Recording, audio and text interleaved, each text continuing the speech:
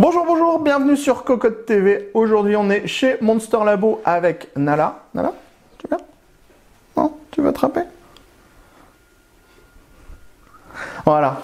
Et donc, on est chez Monster Labo, on est avec The First, petit boîtier ITX totalement passif que l'on connaissait déjà, qu'on a déjà testé à la ferme. Et aujourd'hui, on va vous présenter tout simplement chez Monster Labo, le labo monstre dans lequel on vient assembler en fait de Beast, qui est le nouveau boîtier de la marque au format ATX pour mettre une énorme carte mère, un énorme CPU, une énorme carte graphique, tout ça en passif et je me fais baver sur la cuisse. On a donc monté l'escalier, on a fait le sport de la journée, la baffe du chien sur le pantalon a séché. On peut donc maintenant vous montrer le labo où sont assemblés les Beast, mais aussi les First. Alors normalement c'est The Beast, The First, mais là c'est un petit peu plus simple de dire Beast et First. Donc c'est dans cet endroit qu'on va avoir l'assemblage complet du boîtier autour des deux énormes radiateurs passifs qui vont refroidir la partie CPU et la partie carte graphique. Au total, on a 100 pièces qui sont assemblées les unes aux autres pour pouvoir assembler un boîtier. On parle de The Beast pour les 100 pièces. On va avoir plein de choses à vous montrer en fait dans ce labo. On a de l'imprimante 3D pour créer les petites pièces en plastique. On a ici de la sérigraphie laser pour pouvoir ajouter des logos. On a aussi le boss de Monster Labo qui est avec nous, donc le Master Chief Nicolas. Et ici, on a par exemple une partie de l'assemblage. On est sur la phase finale où on va ajouter les panneaux en aluminium ou les panneaux en verre trempé. On a plein de petits détails à vous montrer, comme les petites sérigraphies qu'on va pouvoir découvrir tout à l'heure qui permettent de personnaliser les boîtiers.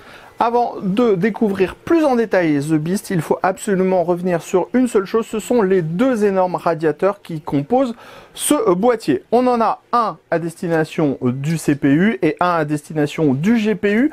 On pourra dissiper jusqu'à 150 watts pour le processeur, théoriquement, et jusqu'à 220 watts pour la carte graphique. Bien sûr, tout ça dépend du modèle que vous allez utiliser. Alors, vous allez le voir, on est sur la nouvelle finition puisqu'on n'est plus sur les prototypes, donc c'est maintenant intégralement noir.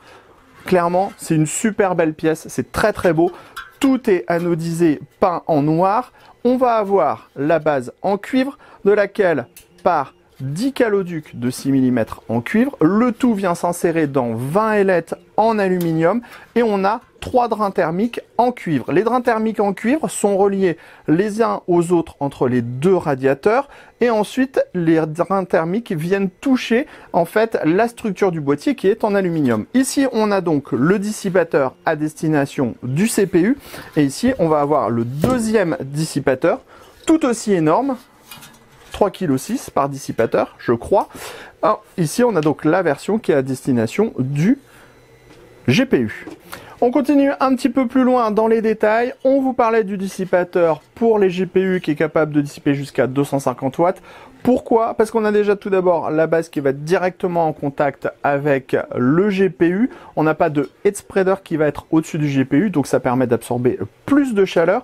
Et surtout, on va avoir des head spreaders complets pour la carte graphique, comme ce gros monstre là en aluminium qui va venir couvrir en fait les VRM, la mémoire, ce qui fait qu'on va encore plus optimiser le refroidissement. Il y a différents head spreaders qui sont compatibles avec les différentes cartes qui sont disponibles sur le marché, donc à vous de vérifier les références pour savoir ce qui va fonctionner avec votre carte graphique. Maintenant qu'on a redécouvert les deux dissipateurs, on vous remontre un boîtier monté avec carte mère et GPU.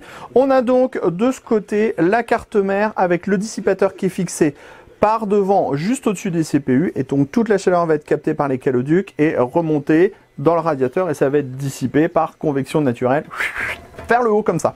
On va avoir le même principe de l'autre côté avec la carte graphique. Alors, attention, petite séance de musculation auprès des escaliers. On retrouve le même principe pour la carte graphique. On a la carte graphique avec le head spreader plus le radiateur. Le radiateur est au-dessus du GPU. Le head spreader, lui, va dissiper la chaleur comme ça de la mémoire et des VRM. Et on va avoir toute la chaleur qui va être captée par le gros radiateur et qui va extraire donc toute la chaleur du GPU vers l'extérieur. Sachez aussi que on a de base un riser qui est livré avec le boîtier et il est en PCI Express 4.0. Avant de vous montrer deux exemplaires intégralement montés, quelques petits détails. Donc ça c'est la plaque qu'on va retrouver sous le boîtier, donc avec les différentes ouvertures qui vont permettre à l'air de passer.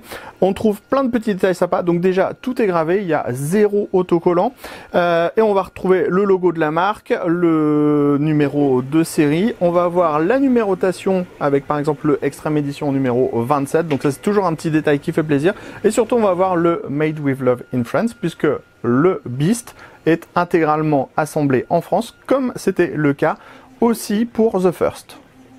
Maintenant qu'on a vu tous les détails, on vous montre deux machines qui sortent de la chaîne de production.